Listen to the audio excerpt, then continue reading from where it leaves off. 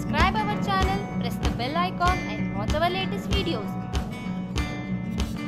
ಒಂದಿಷ್ಟು ಕಡಲೆ ಹಾಕೋಬೇಕು, 3 ಹಸಿರುಮೆಣಸಿನಕಾಯಿ, ಖಾರ ಜಾಸ್ತಿ ಬೇಕಂದ್ರೆ ಖಾರ ಹಾಕೋ, 2 ಲವಂಗ ಹಾಕೋತಿದ್ದೀನಿ, ಏಲಕ್ಕಿ 1, ಚಕ್ಕೆ 1 ಇಂಚಷ್ಟು, 4 ಟೇಬಲ್ ಸ್ಪೂನ್ ಅಷ್ಟು ತೆಂಗಿನ ತುರಿ, ಸ್ವಲ್ಪ ಕೊತ್ತಂಬರಿ ಸೊಪ್ಪು. ಇದಿಷ್ಟನ್ನು ಮಿಕ್ಸಿ ಮಾಡ್ಕೋಬೇಕು.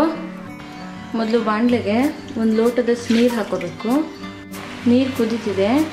ಇವಾಗ 1 ಬೌಲ್, ಸಣ್ಣ ಬೌಲಷ್ಟು ಕ್ಯಾರೆಟ್, ಅದರಷ್ಟೇ ಕ್ವಾಂಟಿಟಿಯಷ್ಟು ಬಟಾಣಿನ ನೆನೆಸಿಟ್ಕೊಂಡಿರೋದು, ಬೀನ್ಸು,